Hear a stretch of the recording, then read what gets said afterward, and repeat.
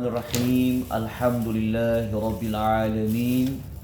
Wassalatu wassalamu ala asyrafil anbiya'i wal mursalin wa ala alihi wa sahbihi ajma'in.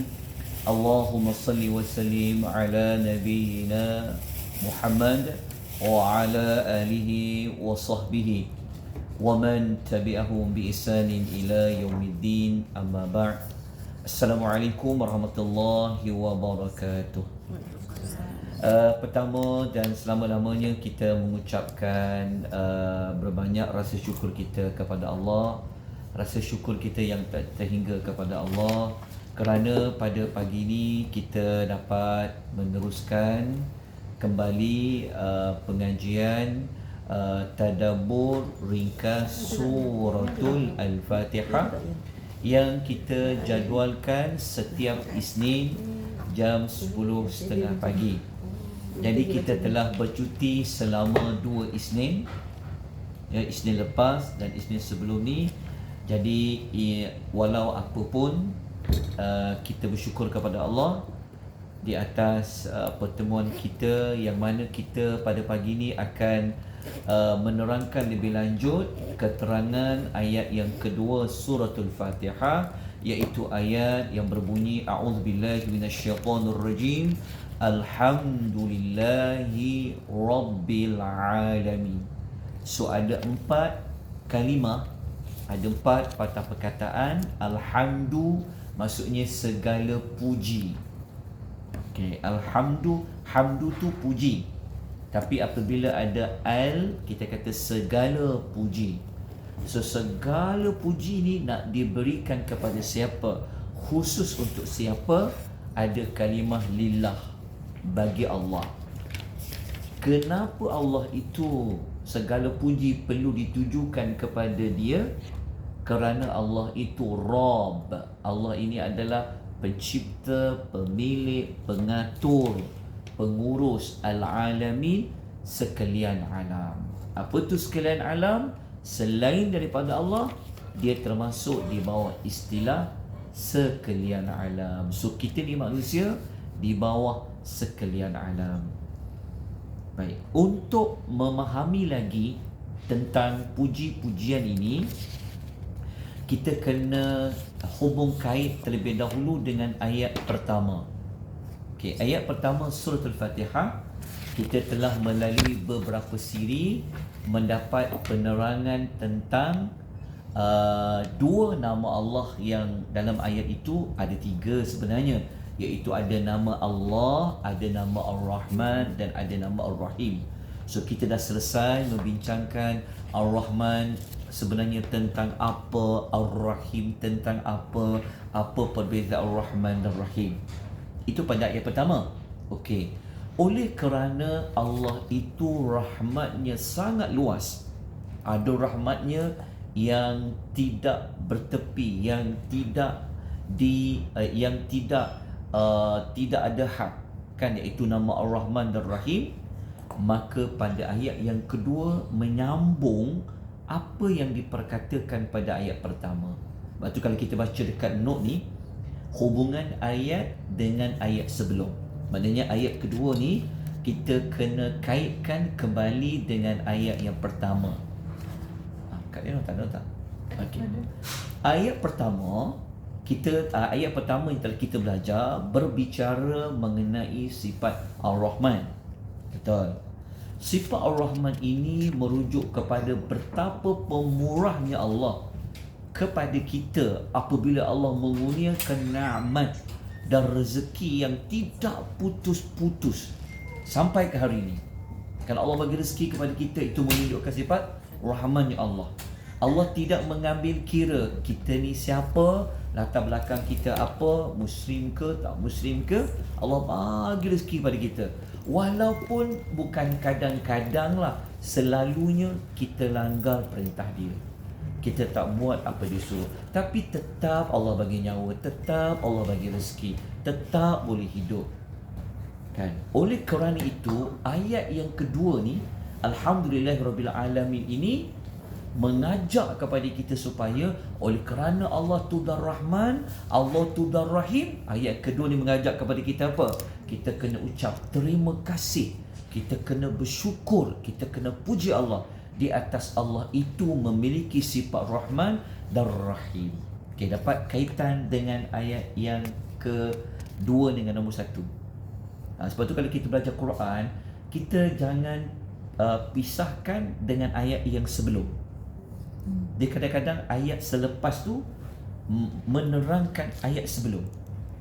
Begitulah ayat yang setelahnya. Okey, dapat hubungan kait antara ayat 1 dengan ayat 2. Maksudnya kalau orang tanya, kenapa Allah Ta'ala ni kalau nak puji, kena puji semua dekat dia, layak bagi dia. Kita jawab, lah kerana Allah tu kan Rahman, kerana Allah tu adalah Rahim. Okey. Jawapan yang berikutnya dalam ayat kedua tu kita dapat jawapan kenapa Allah Ta'ala ni kita patut puji. Dekat ayat 2 tu tahu tak kenapa? Dalam ayat 2 tu ada jawapan dekat situ. Kerana Allah Ta'ala ini dia adalah pentadbir sekalian alam. Kan? Dia menguruskan sekalian alam. Dia yang menguruskan rezeki, menguruskan nikmat, menguruskan semua Allah, dialah yang mengurus. Kalau bagi orang lain, kalau bagi selain pada Allah, mungkin teruk, mungkin tak berupaya seperti mana Allah yang mentadbir segala alam. Oleh kerana Allah ni jasanya banyak, dia pentadbir, macam-macam dia buat, maka Allah Ta'ala itu layak untuk diberi pujian. Okey, dapat 2 jawapan. So, kalau ada soalan keluar dalam periksa nanti, boleh jawab lah. InsyaAllah. Maksudnya soalan dia contoh. Okey, sebutkan 2 sebab mengapa Allah Ta'ala ini dia layak untuk diberikan puji-pujian. So, kita boleh jawab lah. Ambil ayat pertama, ambil juga ayat yang kedua. Okey, dah selesai. Okey, kita lanjutkan lagi. Okey, ayat puji-pujian ni, Alhamdulillah ni, segala puji ni, dia membawa maksud apa? Okey, dalam ayat kedua ni, siapa puji siapa? Kita puji Allah. Kalau kita baca ayat, maknanya Allah tu memuji dirinya sendiri, betul tak? Segala puji bagi Allah. Ini adalah kalam Allah. Okey, ayat ini kata At-Tabari, tengok dekat tafsiran ayat, At-Tabari kata dalam Jami' al-Bayan, maksudnya ini tafsiran ayat, ucapan Alhamdulillah adalah pujian Allah terhadap dirinya sendiri. Betul lah, Allah memuji dirinya sendiri. Okay. Hanya Allah je yang boleh puji diri sendiri. Kita tak boleh. Kita kena berendam diri. Allah Ta'ala dia layak untuk puji diri sendiri. Okey, kenapa dia puji diri sendiri? Okey, dalam ayat Alhamdulillah itu sebenarnya terkandung perintah kepada para hamba-Nya supaya mereka memuji Allah. Walaupun Allah puji diri sendiri, sebenarnya mesej sebaliknya apa? Kalau Allah boleh puji dirinya sendiri, maknanya kita ni lagi-lagilah kena puji dia. Sebenarnya ada perintah kat situ, walaupun kita tak jumpalah perintah Allah kata kamu kena puji, tak ada. Tapi kita dapat belajar kalau Allah tu memuji dirinya sendiri, maknanya itu adalah perintah kepada kita semua supaya memuji Allah. Okay, seolah-olah ayat ini membawa maksud apa? Allah Ta'ala kata apa? Ucaplah Alhamdulillah. Okay, faham ke tak faham ni? Alhamdulillah, faham. InsyaAllah lega saya kalau faham. Sebab tugasnya adalah untuk memberi kefahaman. Tapi semua itu adalah kurniaan Allah. Okey, dah jelas di situ? Okey, kita kena lanjutkan lagi. Okey, menurut Ibnu Kathir, masih muka surat nombor 1, mana nota tak? Oh, kena bagi nota. Supaya lebih fokus. Kita menulis tambah-tambahan saja.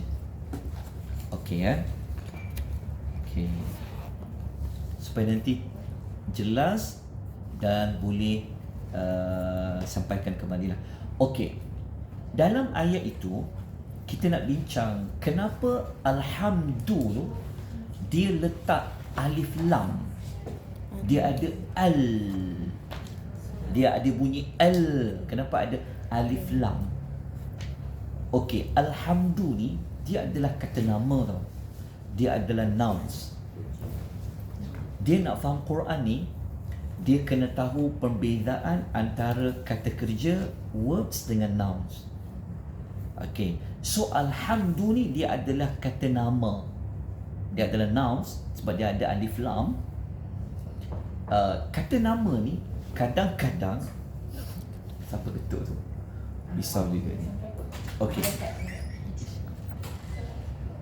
Waalaikumsalam warahmatullahi wabarakatuh. Okey. Kata kita tengok urut alif lam ya. Apa maksud ada alif lam? Sebab kita belajar Quran, kadang-kadang ada al, kadang-kadang tak ada al. Setengah ayat tu dia ada al, kadang-kadang al. Okey. Huruf alif lam, tengok dekat tafsir Ibn Kathir dia kata, menunjukkan bahawa segala jenis, segala bentuk pujian itu hanyalah untuk Allah semata-mata. Maksudnya al kat situ, kan kita terjemah kita terjemah segala. Okey, segala. Kalau tak ada al, contoh kalau ayat tu bunyi hamdulillah, hamdulillah, hamdu tu pujian. Kalau dia hamdulillah, pujian bagi Allah. Tapi kalau ada alhamdulillah, segala, dia ada perkataan segala tu diambil daripada wujudnya kalimah alif lam tu. Okey. So segala puji dan bentuk tu, pujian itu hanya untuk Allah. Maksudnya kalau kita nak senaraikan apa bentuk pujian, sebab orang tak akan puji benda yang buruk, orang akan puji yang baik. Semua pujian itu sepatutnya layak dan sepatutnya ia diberikan kepada Allah. Tak. Kalau kita puji siapa? Contohnya kita puji siapa? Kita puji dia pandai, kita puji dia pemurah, kita puji dia baik. Siapa pun kita pujikan dengan makhluk, sebenarnya makhluk tu dia menggunakan apa yang Allah punya. Kita kata, oh dia tu pandai lah, kita puji dia pandai. Oh dia tu pemurah lah, kita puji dia pemurah. Sebenarnya pujian itu sebenarnya tak bakal ikutkan, tak layak pun nak dibagi kepada manusia. Sebab yang bagi pandai itu Allah, yang bagi dia pemurah tu Allah. Kalau Allah tak bagi sesuatu untuk dia sumbang, dia tak boleh juga. Boleh faham maksud dia? Jadi segala. Lepas tu pula makna segala ni nanti kita akan kupas dengan lebih panjang. Okey. Ya, segala, perkataan segala. Okey. Assalamualaikum warahmatullahi wabarakatuh. Okey, segala. Okey, boleh faham tak kenyataan segala bentuk puji jenis hanya untuk Allah. Okey, tadi kita dah kupas. Kenapa Allah Ta'ala ni dia puji diri sendiri? Kita dah tahu. Kenapa Allah Ta'ala ni patut diberikan pujian? Pun kita dah tahu. Okey. Sekarang kita kupas lagi muka surat nombor 2. Tengok muka surat nombor 2. Tengok muka surat nombor 2 dekat sini. Okey. Huruf alif dan huruf lam dekat alhamdu tu digunakan untuk mencakupi semua jenis pujian. Dengan demikian, maka yang dimaksudkan dengan ungkapan segala puji di sini ialah semua jenis pujian lah. Baik pujian itu dilakukan oleh Allah, ataupun pujian itu ditujukan kepada diri sendiri, ataupun pujian yang ditujukan oleh hamba kepada Allah. Sama lah seperti saya sebut tadi itulah. Jadi kita permudahkan segala. Okey, segala puji. Okey. Segala puji tu Okey, so lepas ni kalau sebut Alhamdulillah, Alhamdulillah, Alhamdulillah, Alhamdulillah, emosi bab dapat, penghayatan dapat. Segala puji bagi Allah, segala puji bagi Allah tu kita dah dapat macam bayangkan. Nak kata Allah Ta'ala ni nak puji apa lagi ni? Semua apa yang kita puji baik, semua memang patut diberi pada Allah. Pada Allah.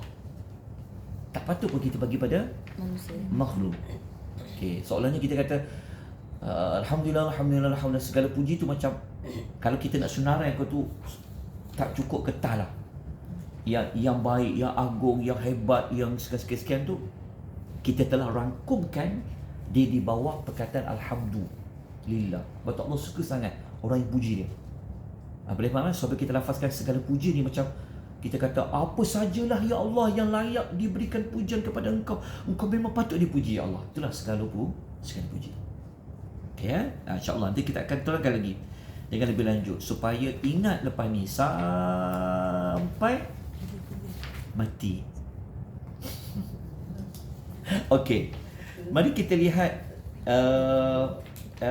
puji-pujian segala tu. Okey, ya. Ayat 1 ni Tuhan bagi tahu segala puji bagi Allah, kita dah sebut tadi tu, bagi Allah kerana Allah itu adalah pentadbir sekalian alam. Okey. Cara Allah takbir sekalian alam ni macam mana? Macam mana Allah takbir sekalian alam ni? Adakah Allah takbir sekalian alam ini semuanya macam senang je? Semua seronok je? Atau Allah takbir sekalian alam ni ada tukar-tukar? Ada masa kita susah, ada masa kita sakit, ada masa kita senang, ada masa kita bahagia, ada masa rezeki banyak, ada masa rezeki sempit, ada masa rezeki hati tu lapang, ada masa hati tu jadi sempit. Tetap ada masa anak ni dengar cakap, ada masa tak dengar cakap. Betul tak? So semua yang susun tu siapa? Allah. Yang takbir adalah Allah. Ada tak mana-mana yang Allah takbir itu ada kurang? Ada tak elok bagi kita? Ada tak patut Tuhan buat? Sepatutnya tak ada lah. Sebab Allah yang uruskan. Cuma kita sahaja yang kadang-kadang seperti kita tak suka Tuhan buat macam tu pada kita. Kita rasa tak suka Tuhan telah buat pada orang yang kita cintai. Okey. Sedangkan Tuhan kata apa? Dia layak dipuji kerana dia Rabbul Alamin. Tapi kita puji waktu bila? Allah Ta'ala. Waktu kita senang, waktu kita sihat, waktu kita gembira, waktu kita kaya. Tapi waktu kita susah, adakah mulut kita akan masih lagi memuji Allah wa azza wa jalla? Sepatutnya kita kena puji Allah. Kerana tidak ada sedikit ruang pun apa yang Allah buat, Allah Ta'ala tidak layak untuk dipuji. Berbeza dengan kita makhluk. Makhluk kalau dia baik kita pujilah, kalau dia tak baik kita tak puji kan. Tapi janganlah #kecam. Tinggal kecam lah kan, contoh. Tapi itulah makhluk. Kalau bagi makhluk menguruskan alam ni habis. Okay. Jadi dapat tak maksud tu?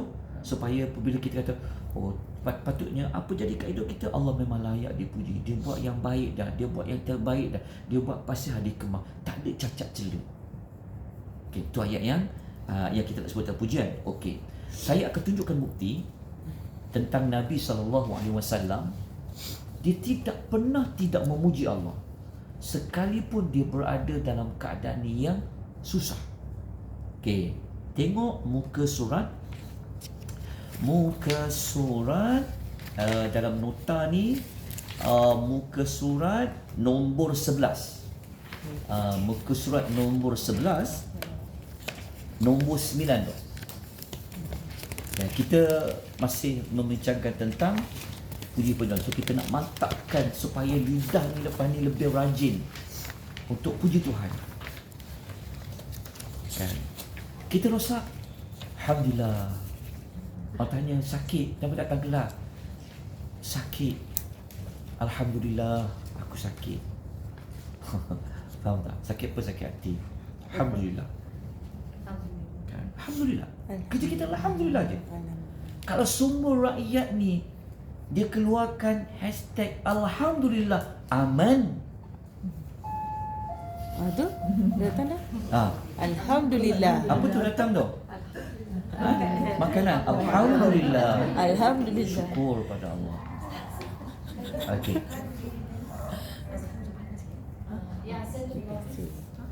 Boleh. Faham Cik kita jelas. So lepas ni lidah kita suka sangat alhamdulillah. Apa pun jadi alhamdulillah. Alhamdulillah. So kita kena betulkan cara orang fikir. Datang alhamdulillah. Kan? Apa lagi? Bagilah apa penyakit paling berat pun. Alhamdulillah. Bagilah apa pun masalah. Alhamdulillah, segala puji bagi Allah.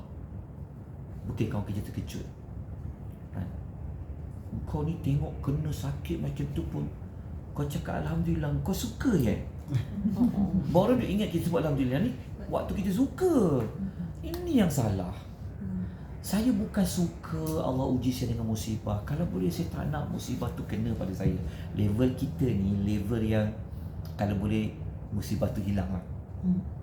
Kita belum sampai kepada level redha. Kita ni level kita punya peringkat kita peringkat sabar. Sabar ni dia bawa sikit pada redha. Sabar ni dia dikaitkan dengan kalau boleh isu masalah tu hilang lah. Siapa sakit tak nak hilang tu. Siapa yang sedih dia tak nak hilang sedih. Semua orang, tapi dia kena sabar, dia sabar je. Sabar, bila nak hilang masalah tu dia ada harapan tu hilang. Tapi kalau level manusia hamba yang dia selalu dia dah jatuh cinta pada Tuhan ni, dia jatuh cinta pada takdir, dia serah pada Tuhan. Dia rasa teronok. Dia rasa macam seronok sebab dia tahu yang aturkan dia tu adalah Allah. Okey, so kita nak dapat tahap tu belajar. Okey. Tengok buku surat nombor 11, perkara nombor 9 tu, bila di antara waktu kita kena sering kali ucap alhamdulillah, alhamdulillah, alhamdulillah adalah dalam semua keadaan senang atau susah. Semua kita kena ubah. Okey, saya tunjukkan macam mana Nabi SAW buat. Kata Aisyah radhiyallahu anha, dia kata, kana Rasulullah sallallahu alaihi wasallam idza ra'a ma yuhibbu. Sesungguhnya Rasulullah sallallahu alaihi wasallam apabila dia melihat sesuatu yang dia sukai, maka baginda akan membaca depan dia ada rangka apa? Alhamdulillah. Pada kita tambah lagi sikit. Alladzi bi ni'matihi tatimmus salihatu. Nampak tak dia punya baris dia? Ni kena putus stick ni dia nak jimat duit ni. Dia jimat ini, dia tak nak hitamkan sangat. Nanti saya nak suruh dia, Kak kau boleh hitamkan lagi Kak. Dah bayar mahal sikit tak apa. Kan sebab tak nampak tulisan tu. Nak baris nampak tak baris dia? Alhamdulillahilladzi bi ni'matihi tatimmus salihat. Ini ucapan Nabi apabila dia dengar berita yang menyukai, dia nampak benda yang disukai yang berlaku kepada Nabi, dia ucap alhamdulillah. Okey, apa maksud allazi? Yang bi ni'matihi, yang nikmatnya tatimmus salihat, maka sempurnalah pelbagai kebaikan. Maksudnya kalau kita dapat kebaikan, dah dapat kebaikan, dah bagi lagi kebaikan, so nikmat kita makin sempurna, makin sempurna. So Nabi sebut alhamdulillahi bi ni'mati tatimmus salihat. So kita dalam keadaan sangat gembira. Contoh, kawan tanya, kau apa khabar? Kita keadaan yang sangat gembira. Alhamdulillahilladzi bi ni'matihi tatimmus salihat. Kawan kita kata, panjangnya aku ucap alhamdulillah. Kita kata itu yang Nabi lah lakukan. Okey, so kita buat stiker ni. Alladzi bi ni'matihi tatimmus salihat ni. Okey. Namun kalau sebaliknya pula, wa idza ra'a ma yakrahu, dan apabila baginda sallallahu alaihi wasallam dia melihat sesuatu yang tak disukai, maka baginda akan cakap apa? Alhamdulillah juga. Cuma ayat yang belakang tu ada perubahan. Nabi kata apa? Alhamdulillah ala kulli halin.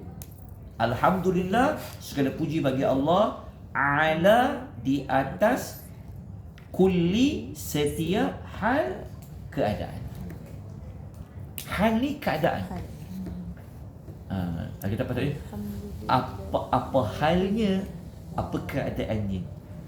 Kenapa? Cuba kita hayati kenapa Nabi ni apabila dia tengok benda yang tidak elok, apabila berlaku benda yang sulit, benda yang tidak disukai, Nabi tetap puji Allah. Tapi Nabi kata Allah Ta'ala ni segala puji bagi Allah dalam semua keadaan. Kenapa Nabi masih lagi memuji Allah dalam perkara-perkara yang Nabi lihat, yang Nabi tidak sukai berlaku? Kerana Nabi manusia yang paling kenal Allah. Ayat 2 tadi dah bagi jawapan dah. Yang mentadbirkan alam ni adalah Allah. Yang telah menjalankan takdir kita, Allah. Kan? Yang menentukan sihat kita bila, sakit kita bila, lapang kita bila, gembira kita bila, jawapannya adalah Allah. Jadi kalau berlaku apa pun, alhamdulillah. Cuma beza kalau buruk, kita kata alhamdulillahi ala kulli hal. Kalau benda baik, alhamdulillah alladhi bi ni'matihi tatimmus salihat. Selesai. So lepas ni rajin-rajinkan mengucap alhamdulillah dalam semua situasi. Jadi kalau kita kena ubah cara masyarakat berfikir, dia ingat alhamdulillah ni pada waktu yang menggembirakan saja. Sepatutnya tidak. Kan? Faham kan? Kita rosak. Alhamdulillahi ala kulli hal. Faham tak? Dia belajar Fatihah. Hanya kepada engkau aku minta pertolongan. Okey. Cari Allah dulu. Ya Allah, engkau uji aku apa pagi ni ya Allah. Baru nak pergi kelas ni. Dah sebulan tak datang kelas. Rosak pula kereta. Minta pada Allah. Betul tak? Lepas tu baru cari usaha. Nak minta tolong siapa yang pandai ni, siapa macam tu. Sebab itu ada pada suratul Fatihah. So kita tenang, Allah buat alhamdulillah ala kulli hal. Dan kita dah usaha, betul tak? Jaga angin dia. Tapi kalau Allah nak jadikan juga, alhamdulillah ala kulli hal. Okey. Kenapa kita kata puji Allah setiap waktu, setiap keadaan? Kerana Allah tu Rabbul Alamin, kerana dia tu Rahman, kerana dia tu Rahim. Betul tak? Ambil pada suratul Fatihah. Kalau kita kupas Ar-Rahman Rahim, kita dah kupas dulu ni, itu pun dah cukup dah. Kenapa kita tak puji Allah? Kenapa kita tak patut puji Tuhan? Macam-macam Tuhan bagi dekat saya, macam-macam Tuhan nak buat dekat saya. Tambah pula saya ni lawan Tuhan, tak buat Tuhan suruh, tapi tetap bagi saya hidup, tetap bagi saya makan. Sepatutnya saya kena berterima kasih, betul tak? Pada Allah Subhanahu wa taala. Hadis riwayat Ibnu Majah, hadis sahih. Okey, dah bertambah jelas? Ya. Okey. Saya nak jelaskan lagi. Tengok muka surat nombor 6. Cuba tengok nota muka surat nombor 6. Perkara yang kedua tu. Okey, kita nak tunjukkan bukti lagi bahawasanya ucapan alhamdulillah ini perlu diulang-ulangi dalam setiap keadaan. Yang Nabi sebut tadi umum kan, benda tak boleh disukai. Okey, kalau musibah macam mana? Alhamdulillah kulli hal. Alhamdulillah kita banyak. Alhamdulillah. Walaupun berlaku ke diri kita, kalau berlaku dekat orang lain, ada ucap alhamdulillah juga. Nanti kita akan tanya. Cuma kena tengok orang tu faham tak faham. Okey. Tanya, mana kau ajar? Lama ajar tak jumpa ajar. Entahlah, bisnes saya ni berlaku kerugian lah. Saya tak tenang hati ni. Kita kata alhamdulillah. Sudah. Kena marah. Dia tak faham kan lah. Dia kecil hati pula. Tambah lagi satu sakit. Dia tak faham. Kita puji Allah tu. Kerana kita akan tengok, iya ke kalau orang kena musibah kita kena puji Tuhan? Nanti kita akan sebut. Tadi kita dah kata dah, apa pun keadaan, pada kita ke pada orang lain kata alhamdulillah. Okey, kita akan perincikan lagi. Okey. Cuba tengok muka surat nombor 6, perkara kedua tu. Tajuk ni nanti kita akan cerita kelebihan ucap alhamdulillah lah. Okey, ini kisah benar yang berlaku kepada seorang lelaki yang dia telah kematian buah hatinya, iaitu anaknya. Tapi apa reaksi orang ini setelah kematian anak ni? Nabi SAW sebut dalam hadis ini hadis Hasan, status dia riwayat At-Tirmizi. Jika seorang hamba itu, jika anak seorang hamba itu meninggal, maka Allah Ta'ala berfirman kepada para malaikat, kamu telah mewafatkan anak hamba-Ku? Malaikat jawab kata, ya, kami dah wafatkan dah, kami dah matikan dia. Allah Ta'ala tanya lagi, kamu telah mewafatkan buah hati hamba-hamba-Ku? Maka para malaikat berkata, muka surat nombor 7 atas sekali tu. Duduk buku 6 aja. Alhamdulillah. Saya Alhamdulillah je. Apa nak murid puasa Alhamdulillah. Kan? Syukur saya pada Allah. Okay, buku surat nombor 7. Nombor 7.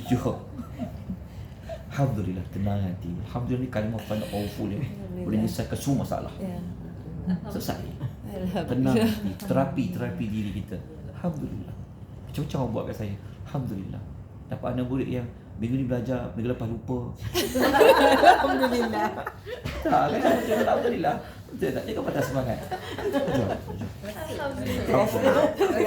Tak, ini saya sebut umur sebab memang saya jumpa anak belakang, anak murid macam-macam. Okey, Alhamdulillah. Okey, syukur pada Allah. Okey, tengok. Allah Ta'ala tanya pada dia. Allah tanya pada malaikat, engkau telah mewafatkan buah hati hamba-Ku. Maknanya Allah memanggil anak bagi seorang ibu bapa itu sebagai buah hati dia. Thamara fu'ad. Dalam bahasa dia panggil Thamara fu'ad. Thamara tu buah, fu'ad tu hati. Malaikat kata apa? Benar. Lepas tu Allah tanya pada malaikat, apakah yang diperkatakan oleh hamba-Ku itu? Malaikat jawab apa? Dia memuji engkau dan dia mengucapkan inna lillahi wa inna ilaihi raji'un. Dia panggil al-istirja'. Maksudnya dia mengembalikan apa yang berlaku pada dia tu adalah daripada Allah. Tapi sebelum tu dia ucap apa? Alhamdulillah. Tapi kalau berlaku musibah, ambilnya alhamdulillah ala kulli hal.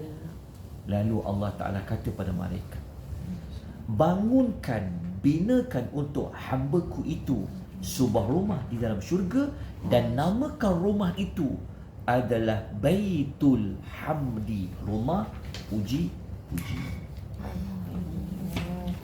So nanti kalau siapa dapat rumah puji-pujian, itu menandakan dulu dia banyak memberi puji-pujian kepada Allah. Alhamdulillah. Jadi saya akan bagi nota lebih khas lagi tentang Alhamdulillah. Kan senang hidup, Alhamdulillah, sekali puji bagi Allah. Tenang kan? Rasa lapang, walaupun tersesat di masalah, Alhamdulillah, Allah akan buka jalan. Alhamdulillah. Masalah dah selesai, Alhamdulillah bi ni'mati tatimmu salihah. Betul tak? Minyak naik harga, Alhamdulillah ya ala kulli hal. Beras naik harga, Alhamdulillah ya ala kulli hal. Betul tak? Contoh kan, kita rakyat netizen yang baik susah nak sebut, susah kita nak tag, susah nak tulis dekat status. Yang buruk je suka disebutkan, diwar-warkan. Itu pun satu masalah. Betul tak? Kalau yang harga naik, barang naik, subsidi tak dapat, senang je kita kata. Tapi kalau ketika dapat bantuan, dapat apa, susah untuk tulis terima kasih pemerintah. Kecil-kecil betul, tapi kena ubahlah. Pergi tulis harga minyak naik contoh, diberitakan bahawa subsidi minyak telah ditarik, kita buat hashtag Alhamdulillah ya ala kulli hal. Kita tengok orang komen apa. Jahanam. Orang pergi ni. Kau kerjaan Kerjaan ke? Sebab tu Dia mesti orang pergi ni kan. Ni mesti sepatutnya Tony. kita Alhamdulillah. Kita tak minta, kita nak benda senang. Kita Diorang dah usaha dah sekian-sekian, tak dapat juga. Alhamdulillah. Bukan suruh kita tak bercakap, bukan suruh kita tak berusaha. Tak usaha lah. Alhamdulillah, selesai. Kita duk fikir je, masalah dah fikir. Okay, selesai Boleh faham tadi? Jadi kalau kena musibah, hadis ini dijadikan sebagai kayu pengukur. Kalau kena apa pun musibah, Alhamdulillah dulu. Alhamdulillah ala kulli hal. Lepas tu ucap inna lillahi wa inna ilaihi raji'un. Lepas tu sebut apa? Kalau kena musibah, lepas tu tak ada nota ni. Yang praktis apa? Lepas sebut inna lillahi wa inna ilaihi raji'un, kita sebut apa? Langkah ketiga. Kita kena sebut, ya Allah berikan pahala pada musibah ini. Minta Allah pahala. Allahumma jurni fi musibati. Ya Allah, kurniakan aku pahala pada ujian musibah ini. Itu langkah ketiga kalau kita kena musibah. Nombor 4 apa? Nombor 4. Langkah keempat. Langkah keempat apa? Alhamdulillah. Sunyi sepi kan? Alhamdulillah. Langkah Tengah keempat, tulis. kita minta Allah ganti yang lebih baik. Ya Allah, Engkau ganti yang lebih baik. Apa pun. Kalau bahasa Arab panggil Allah, Allahumma akhlif li khairan minha. Dia kata, ya Allah, gantikanlah yang lebih baik. Step dia. Pertama kita kata alhamdulillahi ala kulli hal. Inna lillahi wa inna ilaihi raji'un. Allahumma jurni fi musibati. Bahasa Melayu je sebut. Ya Allah, berilah aku pahala pada musibah ini. Yang keempat, ya Allah, gantikanlah yang lebih baik. So kalau ada pihak yang tanya, kena musibah ucap alhamdulillah ke? Kita pertama kita boleh ambil hadis tadi, atau kita kata ayat kedua Al-Fatihah kan dah bagi kita petunjuk. Kerana Allah itu Rabbul Alamin. Kerana Allah yang mengaturkan takdir. Alhamdulillah. Okey Sudah selesai maklumat ini. Okey, sekarang saya nak tunjuk pula. Betul ke kalau orang kena musibah, kita tak kena, kita ucap alhamdulillah? Boleh ke? Pernah amal macam tu? Pernah buat? Tak pernah buat. Kita ucap alhamdulillah orang yang ditimpa musibah. Kita tak kena, tapi orang lain kena. Tak pernah. Selalunya kita innalillah je. Betul juga, innalillahi wa inna ilaihi raji'un, itu betul. Sebab kita ada empati, simpati orang kena musibah.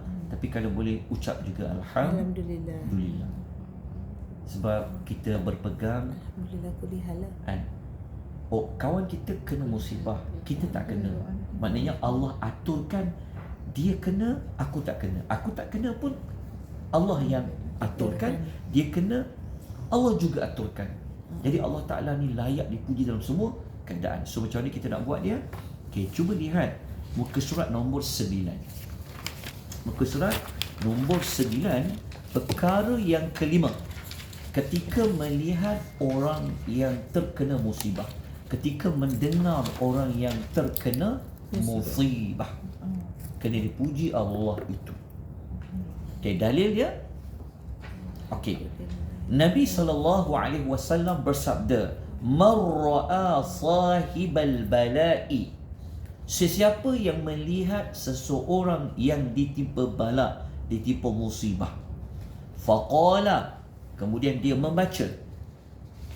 Ni tolong gariskan bacaannya. Dekat mana bacaan dia? Alhamdulillahilladzi afani mimma batalaka bihi wa faddalani ala kathirin mimman khalaqa tafdila. Sampai situ je. Okay, saya ulang sekali lagi ya. Ucapan alhamdulillah yang perlu kita baca.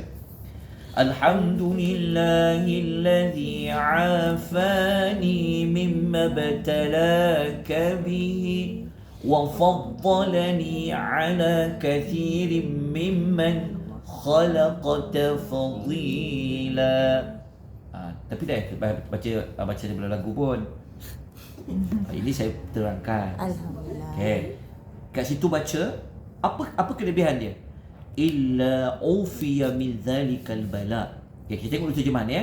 Siapa yang membaca doa tadi tu, segala puji bagi Allah yang telah menyelamatkan aku daripada musibah yang dia timpakan kepadamu dan telah mengutamakan aku dengan kurniaannya daripada kebanyakan makhluknya. Nescaya dia tidak ditimpa musibah tersebut. Faham kan? Kita ucap Alhamdulillah pertama, kerana kita meyakini ini semua telah diatur oleh Allah. Tapi dalam masa yang sama kita memuji Allah kerana Allah menyelamatkan kita, tidak seperti rakan kita itu. Tapi untuk elok supaya kalau orang kalau dia tak faham, janganlah kita bagi tahu dekat dia secara terbuka. Kita baca dalam hati ke, atau kita baca tersorok ke, faham supaya takut masyarakat dia tak faham, takut masyarakat dia tak salah faham. Betul. Ya, ataupun kita ajar dekat dia, awak kena musibah, jangan lupa ucap Alhamdulillah, macam hadis yang lelaki yang dimatikan anak. Kita tanya kenapa, kita terangkan dia satu persatu, ya, supaya hati dia dapat Tenang. Ialah dia apabila dia faham, dia akan kata kalau Allah yang dah aturkan, mesti tak ada cacat cela, mesti tak ada kekurangan. Tapi kalau kita cakap pada makhluk, kalau kita kata makhluk, tu yang kita akan cari kesalahan dan sebagainya. Sebab itu bila berlaku musibah, kita tak boleh kata lau, kita boleh kata jikalau. Secara yakin kita, kalaulah aku tak pergilah tempat tu, nescaya tak jadi. Boleh, ini Nabi larang. Kita boleh bincang postmortem, boleh lah. Kalau kita bincang postmortem, antara sebab yang menyebabkan berlaku kemalangan itu, kita kata kerana saya memang bawa laju masa tu, contoh. Tapi kalau kita kata seolah-olah kerana bawa laju itu, itulah penyebab dan yakin itulah, ini jadi salah. Nabi larang kalau kita mengucapkan kalaulah aku tak bawa laju hari itu, tentu tak accident. Ini tak boleh. Semua tak boleh. Tapi kalau kita senaraikan antara punca-puncanya, tak apa. Sebab kemungkinan bukan buat laju, ramai yang buat laju tak accident. Dia tak, apa tu tak boleh. Nabi kata kalau dia mula cakap macam tu, syaitan akan mula masuk pada dia. Syaitan akan bagi dia waswas. Sebab kita tak tahu sebab apa. Jadi cuma Nabi ajar kita satu ucapan, qaddarallah ma syaa fa'al. Nanti saya tulis dia punya maklumat tu. Kita kata apa? Sudah takdir Allah, apa yang Allah nak buat, apa yang dia kendaki, dia buat. Itu saja. Kita ucapan kita paling halus, kita kata apa? Sudah takdir Allah kejadian itu. Tapi kita tak boleh sebut secara jazam, secara yakin kerana sebab itu. Kalau tu tinggalkan. Allah ya, jangan. Okey. Kita selesai secara ringkas ucapan Alhamdulillah tu. Okey, sekarang mari saya terangkan lagi tentang ucapan Alhamdulillah ni secara khusus dia membawa makna apa. Okey, tengok muka surat nombor 2. Tengok muka surat nombor 2.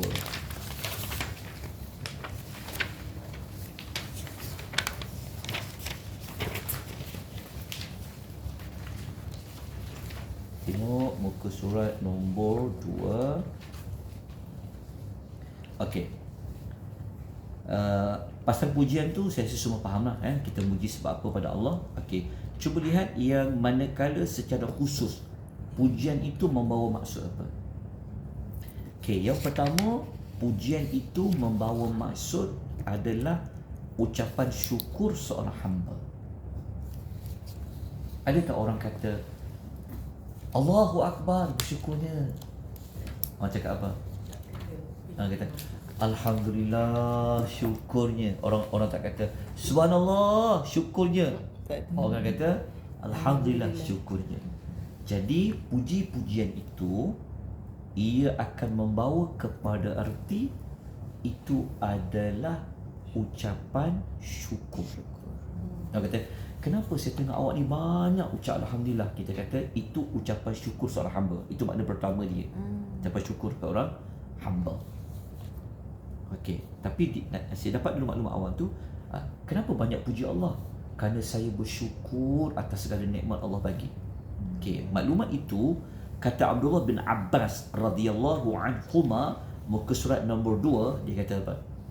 Alhamdulillah kalimatus syukur.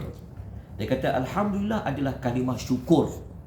Apabila hamba itu dia berkata alhamdulillah, membawa maksud hamba-Ku itu telah mensyukuriku. Dan seolah kita kata segala puji bagi Allah, segala puji bagi Allah. Seolah-olah Tuhan kata, oh hamba-Ku tidak bersyukur, hamba-Ku tidak bersyukur. Kalau diulang banyak kali, kita telah mengucapkan syukur banyak kali. Okey. Yang kedua, muka surat nombor 3. Di sebalik ucapan alhamdulillah itu, ia merupakan apa? Dia merupakan sebaik-baik doa. Sebaik-baik doa. Nabi sebut dalam hadis dia, muka surat nombor 3, hadis riwayat Al-Imam Tirmizi, Al-afdalu dzikr la ilaha illallah. Sebaik-baik zikir kamu mengucapkan la ilaha illallah.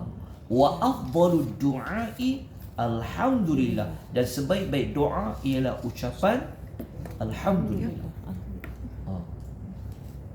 Kalau tanya, doa apa yang paling terbaik kita kata apa? Doa alhamdulillah. Doa alhamdulillah. Kita pening kan?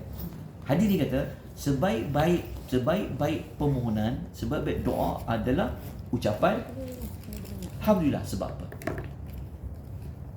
Sebab apa? Kenapa Nabi kata sebaik-baik doa adalah alhamdulillah? Adalah ucapan alhamdulillah.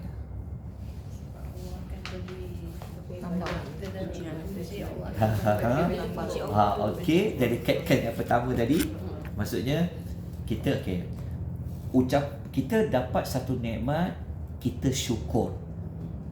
Betul tak? Tapi kita pun ucap alhamdulillah. So, apabila kita bersyukur, Allah akan tambah lagi nikmat. Ucap lagi, Tambah lagi. alhamdulillah. Seolahnya dia ni macam dapat semua benda. Mintalah apa-apa pun dapat, minta alhamdulillah. Tapi kalau dia ucap alhamdulillah, macam dia seolah macam dapat semua benda lah, alhamdulillah. Betul tak? Itu Nabi kata. Harap adik boleh faham. Lepas tu saya kata tu, ucapan alhamdulillah ni dia sangat powerful. Kalau dia faham, alhamdulillah. Kalau tak ada alhamdulillah tu yang ni tak cukup lagi lah, ni tak ada, susah. Betul tak? Lain. Saya kata alhamdulillah. Okey. Tapi bukan bermaksud tidak meminta sesuatu kepada Tuhan. Tapi Nabi kata di sebalik ucapan alhamdulillah tu, ia merupakan doa paling terbaik. Okey, nombor 3. Alhamdulillah adalah merupakan nikmat yang paling terbaik. Sabda Nabi SAW, ma an'ama Allahu ala 'abdin ni'matin, ni'mah.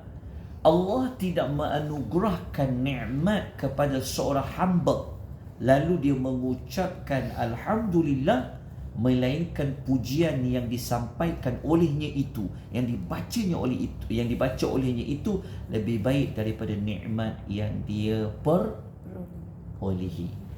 Faham tak? Dia macam ada kaitan dengan nombor 2 juga. Nikmat yang paling terbaik. Faham? Pada-pada yang faham nikmat paling terbaik. Dan berdasarkan hadis tu. Sebab kita ni seolah-olah macam disebut sentiasa dapat je. Rasa macam sentiasa dapat kurniaan Allah je. Itu ucapan alhamdulillah. Kita boleh ingat Tuhan dan sebagainya.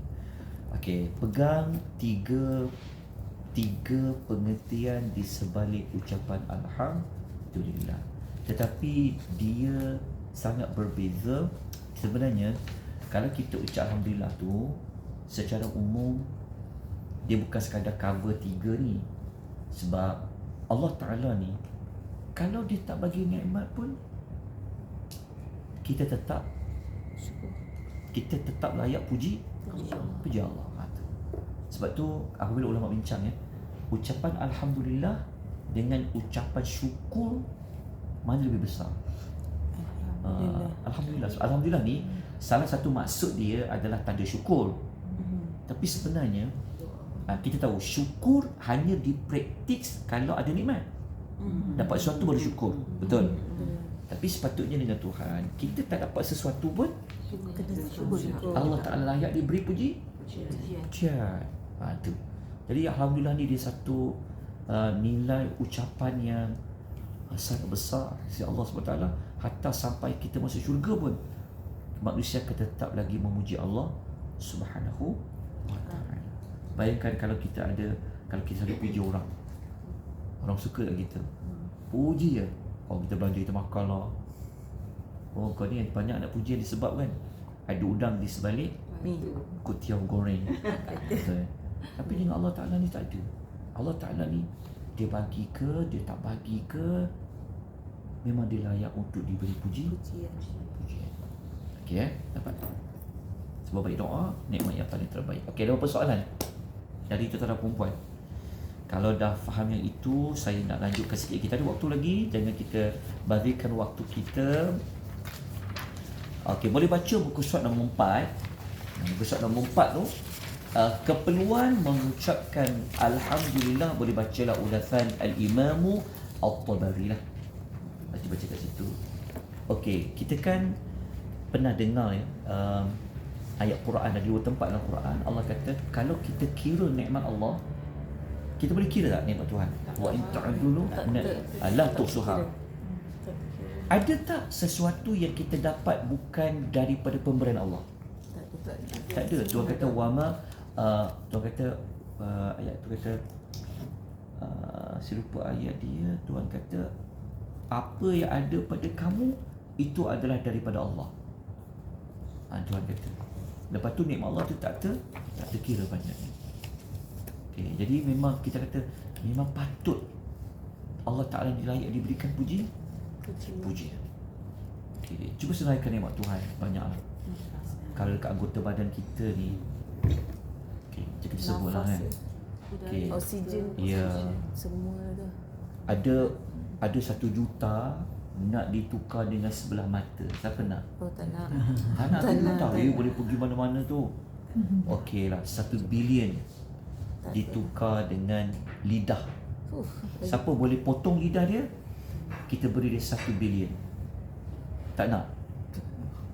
Lidah saja kita boleh rasa macam-macam kan? 3 rasa. Masam manis. Sekali kita demam je, lidah tak rasa apa dah. Betul tak? Macam kita kena COVID, benda COVID dia tahu kot. Dia tak rasa apa dah. Hidung kita ni kalau sampai dia hilang bau, kita rasa hilang nikmat. Daripada bau tu pun dah, ya Allah, banyaknya nikmat. Pada lidah tu, ya Allah, kadang kedai upih tu punya sedap tu. Tapi kalau dia demam, lidah rasa tak rasa apa? Tak rasa apa. Lidah je.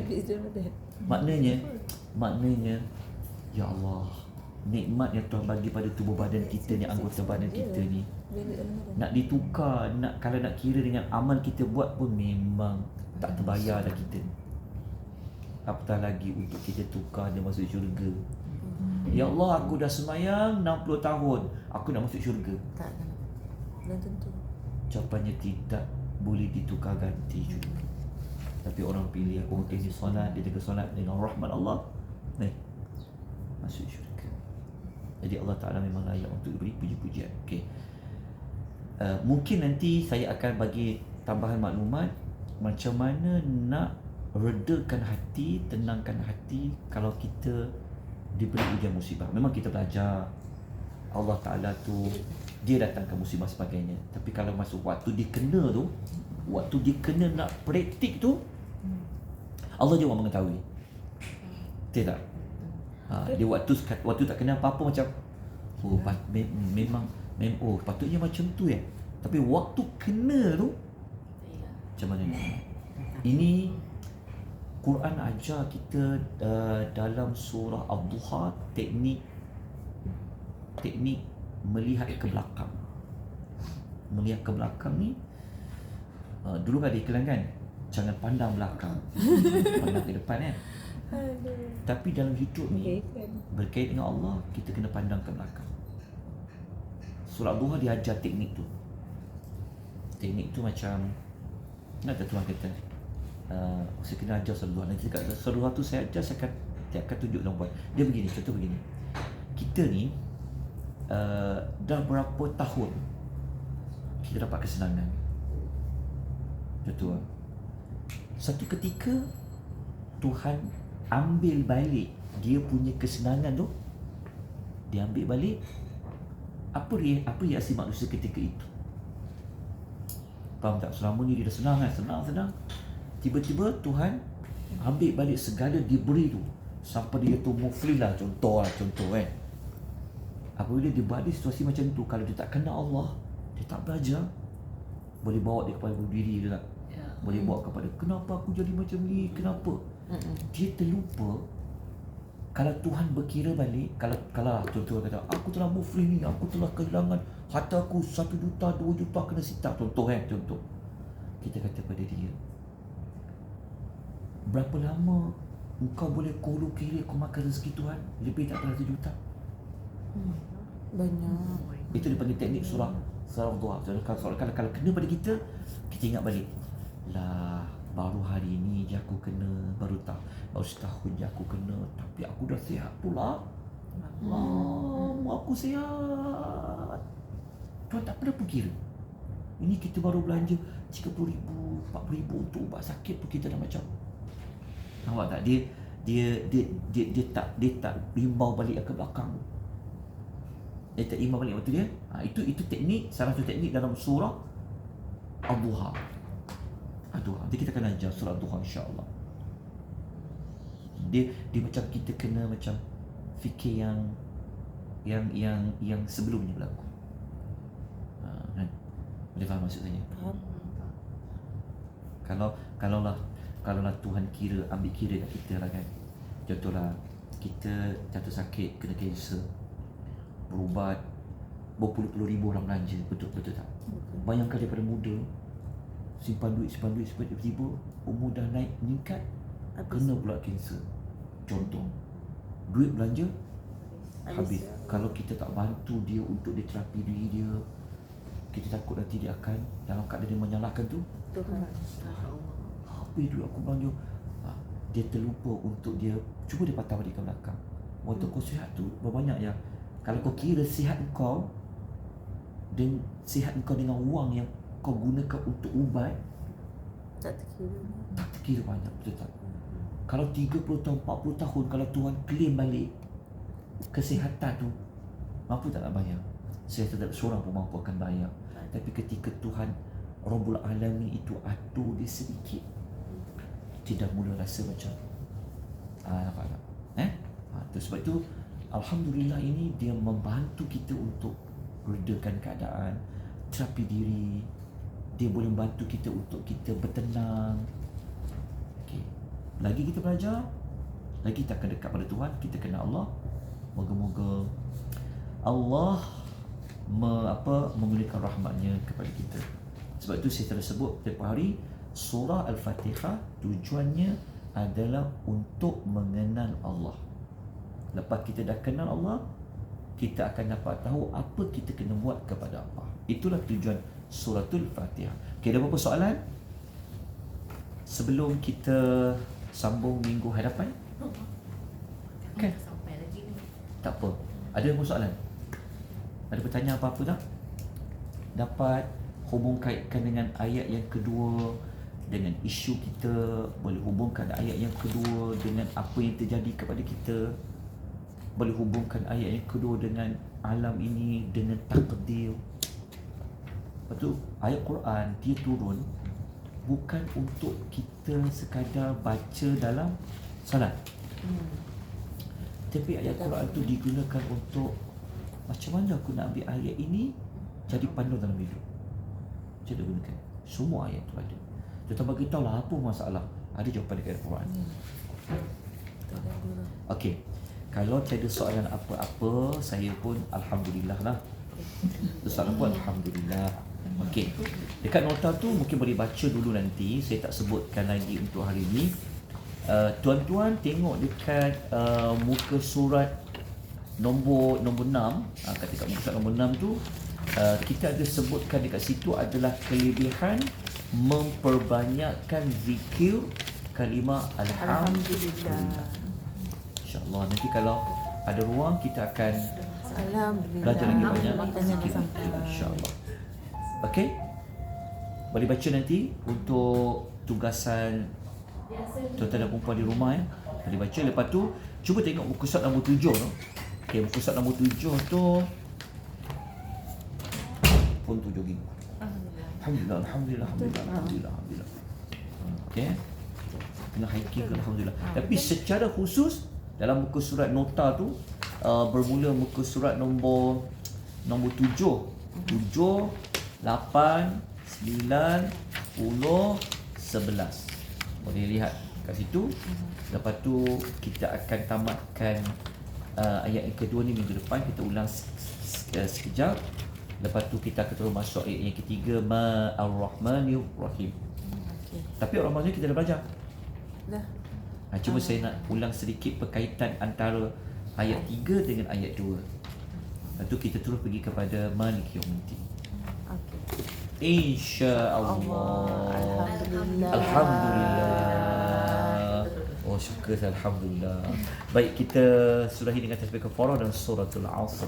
Subhanakallahumma bihamdika asyhadu an la ilaha illa anta astaghfiruka wa atubu ilaik. Wal 'asr innal insana lafi khusr illa alladziina aamanu wa tawassaw bil haqqi wa tawassaw bis sabr. Okey, saya nak tengok apa kawan-kawan kita